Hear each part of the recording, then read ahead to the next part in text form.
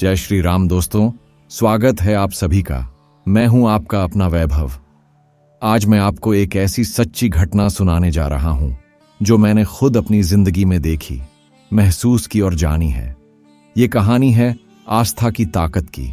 ये कहानी है उस भरोसे की जो इंसान को हर बुरी ताकत से लड़ने की हिम्मत देता है।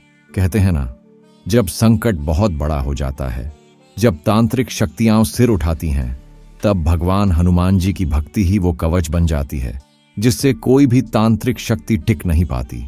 और आज की ये घटना आपको सिखाएगी कि डर कर नहीं, विश्वास रखकर जीना सीखो। अगर आपके साथ भी ऐसा कोई सच्चा अनुभव है, अगर आपकी जिंदगी में भी कभी ऐसा पल आया है जहां भगवान ने चमत्कार दिखाया हो, तो आप हमें जरूर बताइए। हम आपके अनुभव को भी सब तक पहुंचाना चाहेंगे। और हाँ, अगर आप रोज ऐसी सच्ची और प्रेरणादायक कहानियां सुनना चाहते हैं तो चैनल को सब्सक्राइब जरूर कर लीजिए, क्योंकि यहां बात होती है दिल से और आपके अपनेपन से। भाई साहब, जो मैं आपको बताने जा रहा हूं ना, वो अगर मेरे साथ ना हुआ होता तो शायद मैं भी यकीन नहीं करता। सच में, आज भी जब उस घटना को याद करता हूं ना, तो रूह कांप जाती है। मैं अमर हूं, एकदम साधारण इंसान। नौकरी करता हूं, छोटा परिवार है, पत्नी और मेरा एक छोटा सा बेटा। सब कुछ ठीक चल रहा था, लेकिन अचानक हमारी जिंदगी में ऐसा तूफान आया ना कि हमारे होश ही उड़ गए। ये बात करीब 2 साल पहले की है। मेरी पत्नी पूजा बहुत सीधी सादी, भगवान में विश्वास रखने वाली लड़की। लेकिन सब कुछ बदल गया अचानक। हुआ यूं कि बेटे के जन्म के कुछ दिन बाद पूजा की तबीयत धीरे धीरे खराब रहने लगी। शुरू में तो हमें लगा शायद कमजोरी है। डॉक्टर को दिखाया, उन्होंने टेस्ट कराए, सब कुछ नॉर्मल। दवाई दी, लेकिन कुछ असर नहीं। रात होते ही अजीब अजीब हरकतें होने लगीं। एक रात की बात बताता हूं। मैं लेटा हुआ था, बेटा पास में था। अचानक देखा पूजा उठकर खिड़की के पास खड़ी है और अजीब तरीके से बाहर घूर रही है। मैंने आवाज लगाई, अरे पूजा, सो जाओ, इतनी रात को क्या देख रही हो? लेकिन भाई साहब, उसने पलटकर जिस नजर से मुझे देखा ना, मेरी रूह कांप गई। उसकी आंखें लाल, चेहरा ऐसा जैसे कोई औरत नहीं, कोई डरावनी परछाई हो। फिर अचानक बोली, ये घर अब मेरा नहीं रहा। मैं अंदर तक हिल गया। अगले दिन सुबह कुछ पूछता तो कहती, मुझे कुछ याद नहीं। इसके बाद घर का माहौल अजीब होने लगा। दरवाजे अपने आप बंद हो जाना, पूजा का दिन में भी गुमसुम रहना। एक दिन तो हद ही हो गई। दोपहर को पूजा अचानक जोर जोर से रोने लगी और कहने लगी, मुझे यहां नहीं रहना, मुझे छोड़ दो। अब मैं घबरा गया। मम्मी पापा को बुलाया। सबने कहा, किसी अच्छे बाबा को दिखाओ। मैं भी पूजा को लेकर एक तांत्रिक के पास गया। वो तांत्रिक हाथ देख देख कर कहने लगा, इसके ऊपर भारी साया है, इसे हनुमान जी के मंदिर ले जाओ। मैंने पूछा, कौन से मंदिर? उसने एक ही बात कही, जहां भगवान हनुमान की असली पूजा होती हो, वहीं इसका इलाज है। भाई साहब, ये सुनकर मेरे दिमाग में सीधा एक ही जगह आई। सारंगपुर हनुमान जी का मंदिर गुजरात में है। कहते हैं वहां की मूर्ति जागृत है, वहां तांत्रिक शक्तियां टिक ही नहीं सकती।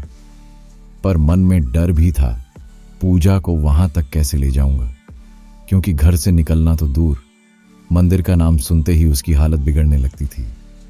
फिर भी मैं ठान चुका था कि कुछ भी हो जाए, अब इसका इलाज भगवान के ही दरबार में होगा। तय कर लिया कि अगले रविवार सुबह सुबह निकलूंगा। भाई साहब, आपने अगर अपने परिवार को किसी संकट में देखा है ना, तो आप मेरी उस हालत को समझ सकते हैं। मन में बस एक ही उम्मीद थी, हनुमान जी बचा लेंगे। वो रात मेरी जिंदगी की सबसे लंबी रात थी। पूजा बार बार डर कर उठती, कहती, वो लोग मुझे लेने आ रहे हैं। कौन लोग? क्या लोग? मुझे कुछ नहीं दिखता, लेकिन उसका डर असली था। मैं हनुमान जी का नाम लेकर उसे अपने पास सुला देता, पर अंदर से खुद कांप रहा था। सुबह होते ही गाड़ी निकाली और चल पड़ा उस शक्ति के सामने जो हर तांत्रिक शक्ति को जला सकती है। भाई साहब, अगली सुबह जब मैं उठा ना, सच बताऊं तो मेरे अंदर एक अजीब सी ताकत आ गई थी। डर भी था, चिंता भी थी, लेकिन दिल के किसी कोने में एक भरोसा बैठ चुका था, मेरा बजरंग बली है ना, सब संभाल लेगा। मैंने जल्दी जल्दी पूजा के लिए सामान पैक किया। दूध का थर्मस, बेटे का खाना, दवाइयाँ सब रख लिया। सोच रहा था रास्ता लंबा है, कहीं कुछ कमी न रह जाए, क्योंकि भाई जब बीवी की हालत ऐसी हो, बच्चा छोटा हो, तो हर छोटी चीज भी जरूरी हो जाती है। फिर मैंने पूजा को आवाज दी, चलो पूजा, बाहर चलना है। पहले तो चुप बैठी रही, फिर जैसे ही मैंने कहा हनुमान जी के मंदिर चलना है, भाई साहब उसका चेहरा बदल गया, आंखें लाल, होंठ हिलने लगे। मुझे नहीं जाना, नहीं जाना, छोड़ दो। मेरी हालत खराब हो गई थी। मैंने बहुत प्यार से समझाया, देखो पूजा, ये भगवान का घर है, वहां जाओगी तो अच्छा लगेगा, डर मत, मैं साथ हूं। माँ बाप भी समझाने लगे। फिर किसी तरह मनाकर जैसे तैसे कार में बिठाया। लेकिन यकीन मानो भाई, पूरी गाड़ी में ऐसा लग रहा था जैसे मैं कोई युद्ध लड़ने जा रहा हूं। हवा भी भारी लग रही थी। मैंने कार में राम भजन लगा दिए। हनुमान चालीसा धीरे धीरे प्यार ऐच रहा था। बेटा गोद में था और पूजा पीछे बैठी हुई थी, एकदम चुप। कभी कभी ऐसा लग रहा था कि कुछ बोलने ही वाली है, फिर चुप हो जाती थी। हम रास्ते में हर चौराहे पर हनुमान जी की मूर्ति देखते थे तो मन ही मन बोलता था, जय बजरंग बली, शक्ति देना। फिर रास्ते में एक बहुत अजीब घटना हुई। हम एक जंगल के हिस्से से गुजर रहे थे।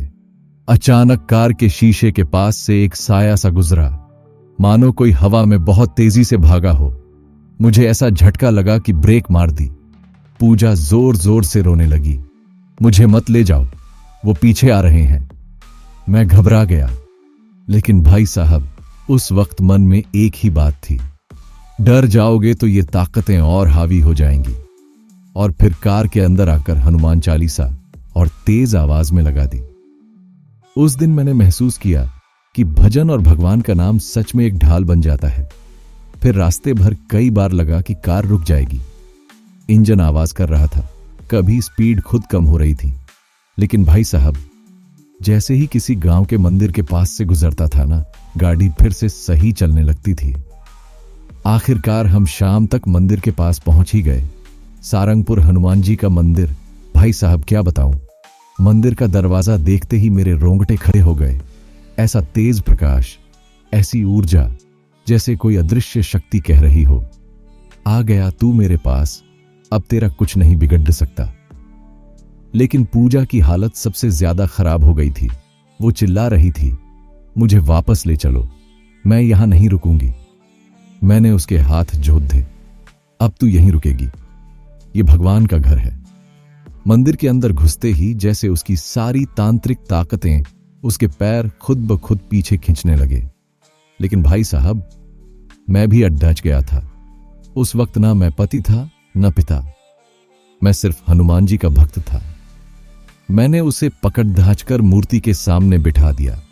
जैसे ही महाआरती शुरू हुई, घंटों की आवाज, शंख, मंत्रोच्चार, भाई साहब ऐसा लग रहा था जैसे सारे भूत प्रेत जल रहे हों। पूजा जमीन पर गिर पड़ी और जोर जोर से तड़ापने लगी, मुझे छोड़ दो, मुझे जाने दो। लेकिन पुजारी ने कहा, आज इनकी हार तय है, क्योंकि ये बजरंगबली का दरबार है। उस वक्त भाई साहब मेरी आंखों से आंसू बह रहे थे। मैं अपने भगवान को देख रहा था और मन ही मन कह रहा था, बाबा अगर आप हैं तो मेरी पत्नी को इस बुरी ताकत से बचा लो। भाई साहब, जब मैंने पहली बार उस मंदिर का दरवाजा देखा ना, यकीन मानिए जैसे कोई बहुत भारी बोझ अपने आप उतरने लगा हो। सामने लाल झंडियां हवा में लहरा रही थीं, हर झंडी जैसे बोल रही हो, आ गया तू, अब डर कैसा। मेरे बेटे ने मेरी गर्दन पकड़ी हुई थी, वो भी चुपचाप देख रहा था।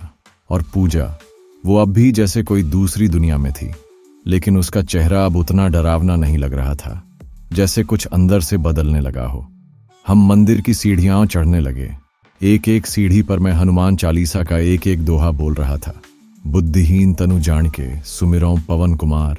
हर दोहा के बाद मैं पूजा की तरफ देखता, कहीं वो फिर चीखने ना लगे। लेकिन नहीं, वो बस आंखें झुकाकर चुपचाप चल रही थी। हम मंदिर के ठीक सामने पहुंचे। वहां हनुमान जी की वो प्रसिद्ध मूर्ति है सारंगपुर धाम में जो तांत्रिक शक्तियों का नाश करती है। भाई, उस मूर्ति के दर्शन करते ही मेरे पैरों में अपने आप झंझनाहट हुई, जैसे कुछ बाहर निकल गया हो, कोई जंजीर टूटी हो। पूजा पीछे खड़ी थी।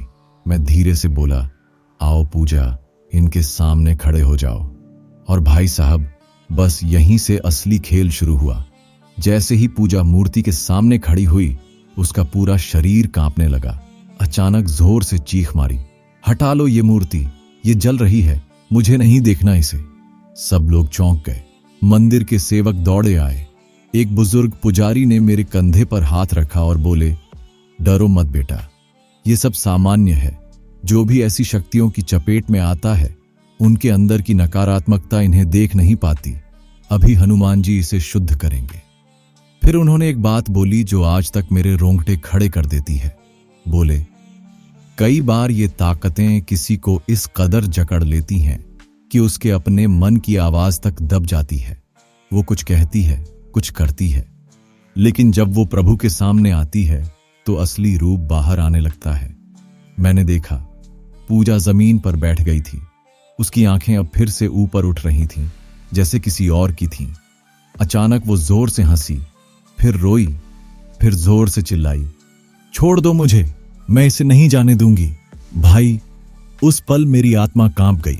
मैंने कभी अपनी बीवी को ऐसे नहीं देखा था, लेकिन मुझे विश्वास था, अब ये लड़ाई मेरी नहीं रही, अब ये हनुमान जी की लड़ाई है।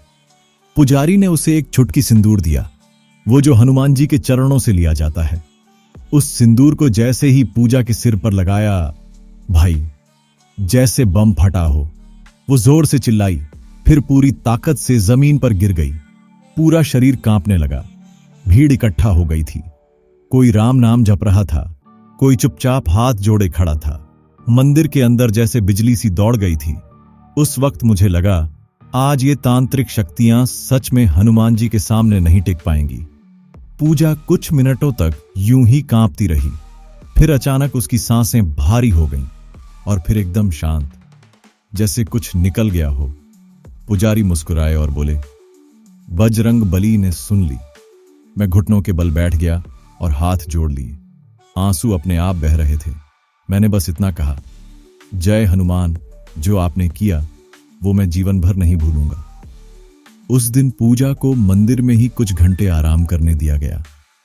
पुजारी जी ने उसे एक विशेष रक्षा सूत्र बांधा, सिंदूर दिया और कुछ मंत्र बताकर बोले, अब बस रोज नियम से बजरंग बली का नाम लेना, अब ये शक्ति कभी लौट कर नहीं आएगी।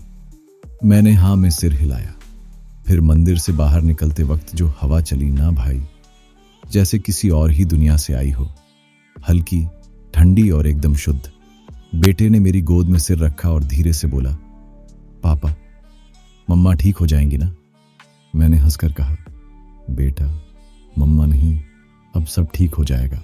यकीन मानिए भाई साहब, उस पल को मैं कभी भूल ही नहीं सकता। वो घटना तो मेरे रोम रोम में बसी हुई है। देखिए, पिछली बार जहां बात खत्म हुई थी, वहीं से पकड़िए।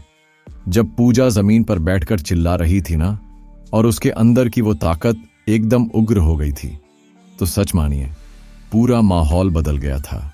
मंदिर में तेज हवा चलने लगी। हनुमान जी के सामने लगे दीपक की लौ ऊपर की तरफ खींचने लगी थी। ऐसा लग रहा था जैसे वहां अदृश्य लड़ाई चल रही हो।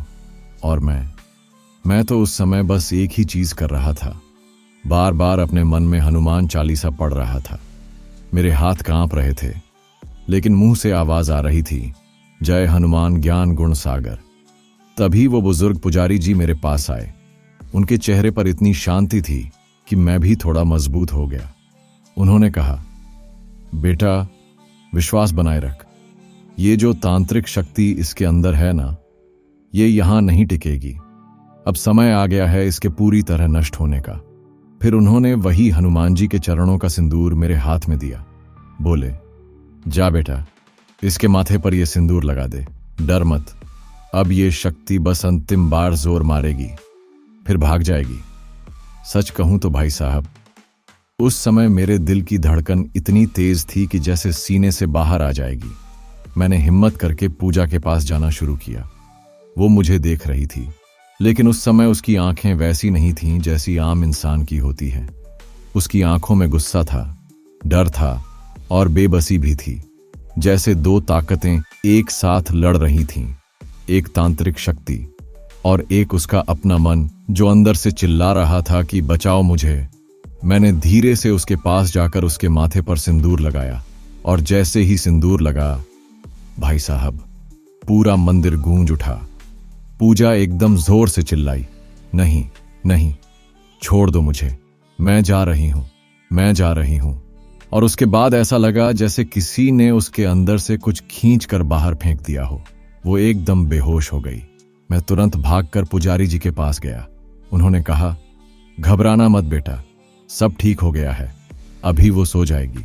अंदर की ताकत नष्ट हो चुकी है, अब सिर्फ उसकी आत्मा को शांति मिलेगी। मैं जमीन पर बैठकर रो पड़ा। सच में भाई साहब, उस दिन मैंने अपनी बीवी को नहीं, अपने विश्वास को पाया था। थोड़ी देर बाद पूजा को होश आया और जो पहला शब्द उसने कहा वो आज भी मेरे कानों में गूंजता है, हनुमान जी ने बचा लिया। उसके बाद हमने मंदिर में भगवान के चरणों में प्रणाम किया और जाते समय वो बुजुर्ग पुजारी जी ने बस एक बात बोली, बेटा, तांत्रिक शक्तियां कितनी भी ताकतवर क्यों ना हो, अगर मन सच्चा है और विश्वास अटूट है तो प्रभु के सामने वो एक क्षण भी टिक नहीं सकती। आज भी भाई साहब, जब मैं उस घटना को याद करता हूं ना, तो सीधा मंदिर की सीढ़ियां और हनुमान जी की मूर्ति आंखों के सामने आ जाती है। मैं बस यही कहता हूं, जिस घर में बजरंग बली की पूजा होती है वहां किसी भी बुरी ताकत की हिम्मत नहीं होती कि वो कदम रख सके। और सच बताऊं, आज भी मेरे घर में सुबह शाम हनुमान चालीसा जरूर गूंजती है, क्योंकि उस दिन के बाद मैंने मान लिया कि तांत्रिक शक्ति चाहे जितनी भी बड़ी क्यों ना हो, लेकिन प्रभु की शक्ति के सामने उसकी कोई औकात नहीं होती। जय श्री राम, जय बजरंग बली। तो दोस्तों, ये थी मेरी जिंदगी की वो सच्ची घटना जहां मैंने अपनी आंखों से देखा कि भगवान के सामने किसी भी तांत्रिक शक्ति की कोई हैसियत नहीं होती। यकीन मानिए, ये सिर्फ कहानी नहीं थी, ये मेरा अनुभव था, मेरी जिंदगी की सीख थी। हम सबकी जिंदगी में कभी ना कभी अंधेरा आता है, डर आता है, बुरा समय आता है, लेकिन उस समय अगर हमारे अंदर विश्वास की लौ जलती रहे तो भगवान हमारी रक्षा जरूर करते हैं। आखिर में मैं आप सबसे यही कहूंगा, डर को मत पालो, विश्वास को जगाओ। बुराई चाहे कितनी भी बड़ी क्यों ना हो, सच्ची भक्ति के आगे झुक ही जाती है। अगर आपको ये कहानी अच्छी लगी हो, दिल से जुड़ी हो, तो लाइक जरूर करें, कमेंट में बताइए कि आपको कैसा लगा। और हाँ, अगर आपके पास भी ऐसा कोई रियल एक्सपीरियंस है तो कमेंट करके या मेल करके हमारे साथ जरूर शेयर करें। हम फिर मिलेंगे एक नई सच्ची कहानी के साथ। तब तक के लिए याद रखिए, आपका अपना भाई वैभव दिल से कहता है, जय श्री राम, जय बजरंग बली। सब्सक्राइब जरूर करिएगा, क्योंकि यहाँ हर कहानी आपके अपने जैसी होती है, जिंदगी से जुड़ी हुई।